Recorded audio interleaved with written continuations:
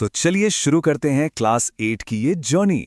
ये गाइड आपकी मदद करेगी ताकि आप क्लास 7 से 8 में आसानी से जा सकें और हाँ, सफल भी हो सकें। तो क्लास 8 में जा रहे हैं। थोड़ी घबराहट हो रही है क्या इस बदलाव से? अरे चिंता की कोई बात नहीं है, ये एकदम नॉर्मल है। चलिए साथ मिलकर देखते हैं कि इस नए चैलेंज को कैसे फेस करना है। हाँ, मुझे पता है दिक्कतें तो आती ही हैं। सिलेबस को लेकर कन्फ्यूजन कि अरे ये नई एनसीईआरटी है या पुरानी, फिर कॉन्सेप्ट्स भी थोड़े मुश्किल हो जाते हैं। और टाइम मैनेजमेंट वो तो एक अलग ही कहानी है। ऊपर से ये डिजिटल डिस्ट्रैक्शंस, मतलब फ़ोन से ध्यान हटाना कितना मुश्किल है ना।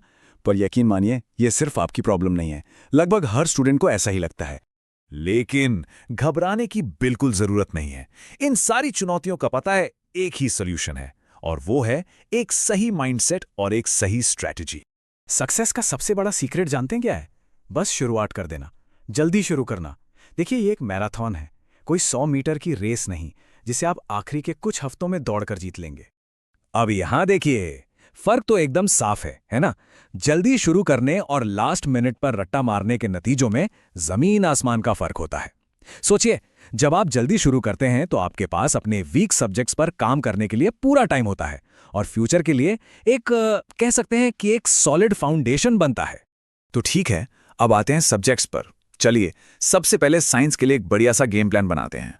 एक बात बिल्कुल दिमाग में बिठा लीजिए, क्लास 8 की साइंस जो है ना, वो आगे क्लास 9 और 10 की नींव है, मतलब फाउंडेशन है। तो इसे रटने की गलती मत करना। असली फोकस होना चाहिए कॉन्सेप्ट्स को समझने पर। तो करना क्या है? सबसे पहले तो कॉन्सेप्ट्स को समझिए, हर चीज के पीछे का क्यों जानिए, फिर अपने खुद के नोट्स बनाइए। पता है, जब हम लिखते हैं ना तो चीजें ज्यादा अच्छे से याद होती हैं। एनसीईआरटी को तो लाइन बाय लाइन पढ़ना ही है, वो बहुत जरूरी है। और हाँ, डायग्राम्स और एक्टिविटीज पर खास ध्यान देना, क्योंकि सवाल अक्सर वही से आते हैं। और सबसे आखिर में हर चैप्टर के बाद सवाल जरूर सॉल्व कीजिए। बस ये स्टेप्स फॉलो कीजिए और देखिए कैसे साइंस आसान हो जाती है। चलिए अब आते हैं उस सब्जेक्ट पर जिससे ज्यादातर स्टूडेंट्स को डर लगता है, मैथ्स। लेकिन टेंशन मत लीजिए, हम इसे भी आसान बना देंगे। देखिए, मैथ्स में मास्टर बनने का पहला स्टेप है अपना नजरिया बदलना। मैथ्स कोई रटने वाली चीज नहीं है, एक स्किल है जिसे डेवलप करना पड़ता है। तो फॉर्मूलों को रटना बंद कीजिए और उन्हें असल में अप्लाई करना शुरू कीजिए। तो मैथ्स की स्ट्रैटेजी क्या है? प्रैक्टिस, प्रैक्टिस और प्रैक्टिस, रटना नहीं। सबसे पहले एनसीईआरटी के सारे सवाल, सारे एग्जाम्पल्स अच्छे से कर लीजिए और शुरुआत हमेशा आसान सवालों से कीजिए, इससे कॉन्फिडेंस बढ़ता है। और एक बहुत जरूरी काम, एक अलग से फॉर्मूला नोटबुक बनाइए, इससे रिवीजन बहुत जल्दी हो जाता है। बस छोटे छोटे स्टेप्स लीजिए, रोज प्रैक्टिस कीजिए और फिर देखिए आप मैथ्स में कैसे मास्टर बन जाते हैं। ओके, मैथ्स हो गया, साइंस हो गया। अब बात करते हैं सोशल स्टडीज की, और इसमें भी खासकर हिस्ट्री की, जो कई लोगों को बहुत बोरिंग लगती है। चलिए देखते हैं कि इसे एक इंटरेस्टिंग कहानी कैसे बनाया जाए। सोशल स्टडीज में अच्छा करने का सीक्रेट ये है कि एक स्टूडेंट की तरह नहीं, बल्कि एक कहानीकार, एक स्टोरी टेलर की तरह सोचिए। हिस्ट्री को सिर्फ डेट्स और फैक्ट्स का बोझ मत समझिए, उसे एक कहानी की तरह देखिए। फिर देखिए वो कितनी आसान और मजेदार हो जाती है। और इस सब्जेक्ट के लिए मेरे पास एक बहुत पावरफुल टेक्निक है जिससे याददाश्त कमाल की हो जाएगी। इसका नाम है एक्टिव रिकॉल मेथड। तो ये है क्या आखिर?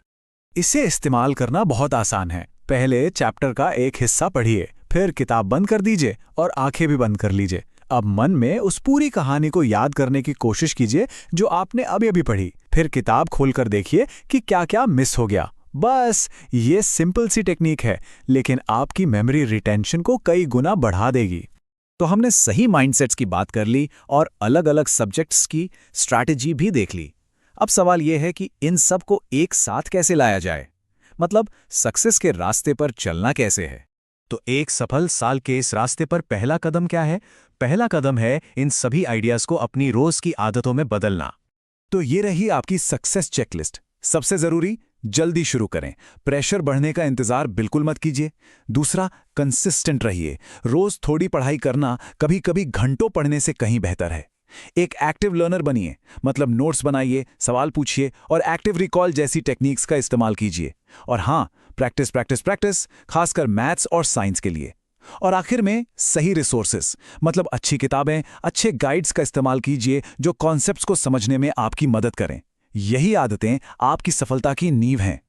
तो बस इस साल आपकी सफलता की कहानी अब यहीं से शुरू होती है। याद रखिए, क्लास 8 एक मंजिल नहीं, एक सफर है, और सही मैप के साथ ये एक बहुत ही रोमांचक और कामयाब सफर हो सकता है।